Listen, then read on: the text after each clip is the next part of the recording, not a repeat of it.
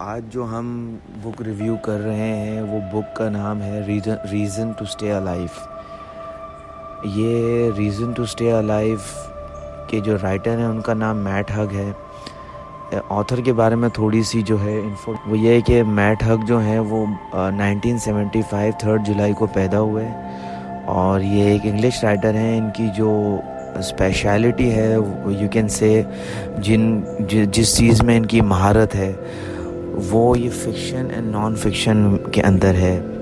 इनकी अगर past studies और एकेडमिक्स के बारे में अगर आप पता करें तो इन्होंने हुल नामी एक यूनिवर्सिटी से अपना स्टडीज़ को कंप्लीट किया। जिस बुक का हम आज रिव्यू दे रहे हैं, इस बुक को लिखने के बाद इनको ये चीज़ों का एहसास मिला कि ये संडे बेस्ट सेलर बनी और कोई करीबन 46 वीक तक जो है ये यूके टॉप बुक्स के अंदर रही। मज़ीद हम बढ़ते हैं ऑथर रिव्यू की तरफ।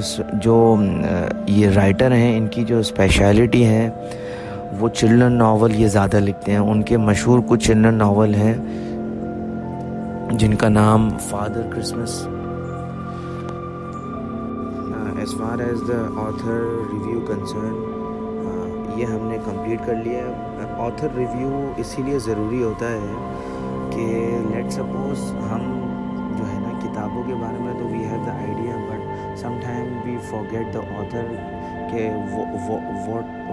What is the background of author और उनकी स्टडीज़ क्या हैं, उनकी एक्सपर्टीज़ क्या है। तो ये छोटा सा एक what we are trying to portray कि हमें ये भी पता होना चाहिए कि जो किताब हम पढ़ रहे हैं उनको किसने लिखा है और उनके रिलेटेड क्या इंफॉर्मेशन हमारे पास अवेलेबल है। तो उससे हमें एक बेटर स्ट्रक्चर हमारे दिमाग में बिल्ट होता है regarding the author. When moving forward to the review of book Reason to Stay Alive, इसमें जो राइटर हैं वो ये शो कराना चाह रहे हैं कि मेंटल इलनेस से रिलेटेड चीज़ें, कि मेंटल इलनेस जो है वो कितनी डेंजर एंड कितनी डिफ़िकल्ट हो सकती है जो भी कंसर्न उससे गो थ्रू कर रहे हैं। और साथ ही साथ उन्होंने इस बुक के अंदर बताया है कि जो मेंटल इलनेस है उसके रिलेटेड जो भी स्टिग्मा शेमफुल चीज़ें रिलेट कर रही हैं उनको वो किस तरीके से समवन कैन अनकवर इट और someone can identify the stigma and reason for the mental illness और उस रीज़न को पता करने के बाद how you can cope up with it, आप उसको किस तरीके से सही कर सकते हैं। तो बेसिकली उनका कहने का मकसद था, पहले इस बुक की एक छोटी सी समरी अगर आप शॉर्ट स्टोरी के हिसाब से अगर हम आपको बताएं तो वो ये कहना चाह रहे हैं कि रीज़न टू स्टे अलाइव लिखने का मकसद उनका ये था कि वो जो इलनेस और मेंटल इलनेस जो किसी को होती है तो वो उसको किस तरीके से किस डिफ़िकल्टी से और किस डेंजर से वो बंदा या जो भी कंसर्न है वो गो थ्रू कर रहे हैं उसको कैसे वो सही कर सकते हैं, कैसे वो आइडेंटिफाई करके उसको सही कर सकते हैं। ये एक छोटी सी बुक की समरी है but we are moving further. हम आपको साथ साथ मज़ीद रिव्यू भी बता रहे हैं ताकि you can have the clear idea, not the full complete idea but a clear idea what the book actual story is. वो कहते हैं कि जब वो 24 साल के थे तो he was living in Ibiza with his girlfriend. वो अपनी गर्लफ्रेंड के साथ जो है वो इबीज़ा में रह रहे थे। He was living his best life but suddenly one evening he got an attack. उनको एक पैनिक अटैक हुआ जिस पैनिक अटैक ने इनको डिप्रेशन एंड एंजाइटी के अंदर इंडल्ज कर दिया एंड वो कहते हैं कि वो 3 साल तक बेड रेस्ट पे थे due to depression and anxiety.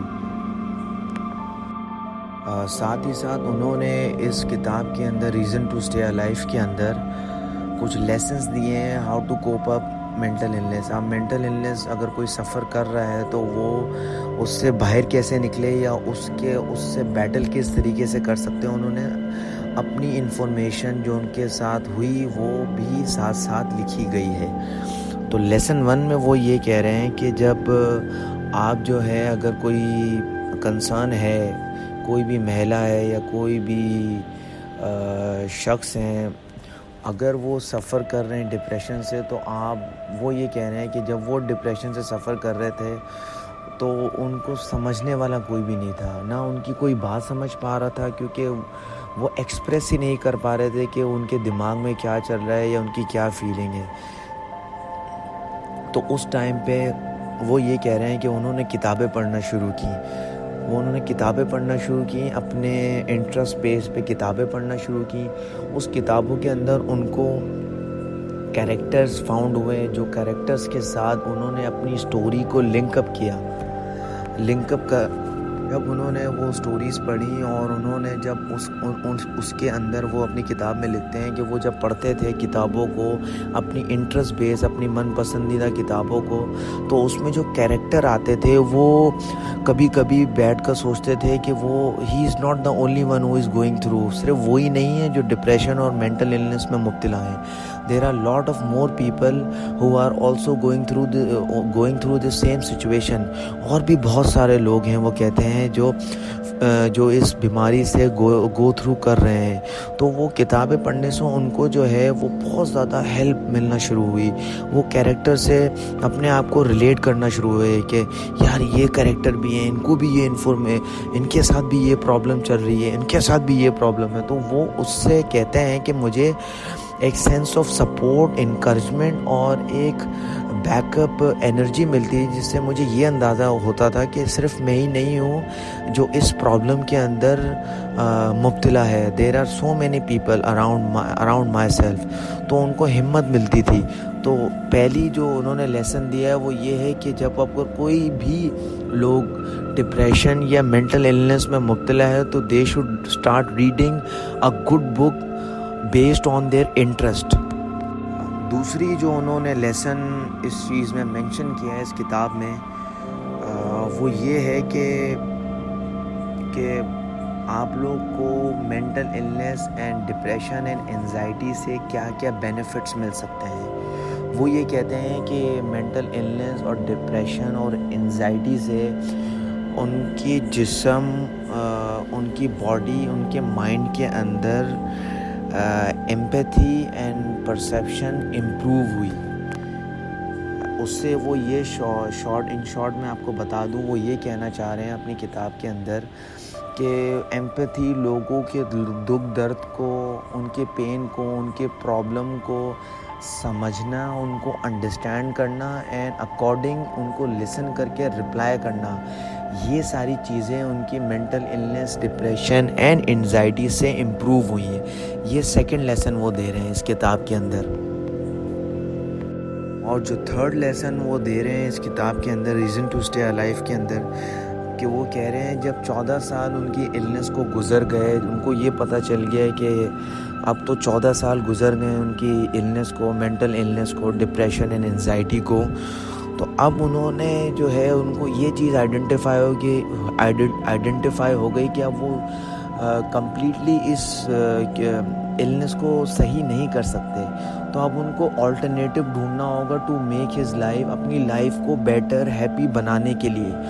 तो उन्होंने स्टडी करना शुरू किया कि किस तरीके से जो है वो ये सारी इलनेस को कोप अप हल किया जा सकता है। तो उन्होंने अपनी कुछ एक्सरसाइज बताई हैं इस रीज़न टू स्टे अलाइव किताब में। वो 2-3 एक्सरसाइज हैं जिनको मैं मेंशन कर देता हूँ, जिसमें से सबसे पहले जो चीज़ उन्होंने मेंशन की है वो है कि उन्होंने अच्छा खाना स्टार्ट शुरू कर दिया, कि उन्होंने जो है अपनी जो डाइट प्लान है उसके अंदर अच्छी वेजीज़, वेजिटेबल्स, फ्रूट, अच्छा डाइट, अच्छा खाना ऐड ऑन करना शुरू कर दिया।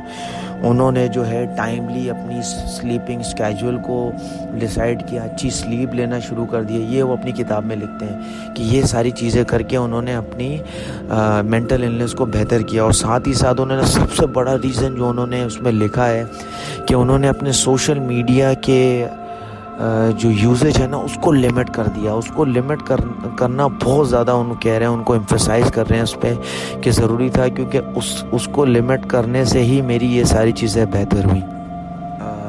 उम्मीद है कि आपको जो है मेरा रिव्यू पसंद आया होगा। मैंने पूरी अपनी कोशिश की, I tried my level best. मैंने इस किताब को पढ़ा, इन्फॉर्मेशन कलेक्ट की इन शॉर्ट में, बुलेट्स में, ताकि इन्फॉर्मेशन आप तक पहुंचाई जाए। अगर let suppose if in future आप सोचते हैं इस किताब को बाय करने के लिए या इसको पढ़ने के लिए, तो you can have the clear idea कि आप ये किताब किस चीज़ पर बेस्ड है, इस किताब का मकसद क्या है, इस ऑथर ने इस किताब के बारे में क्या लिखना है, क्या लिखा है, क्या लिखना चाहा है इस किताब के अंदर।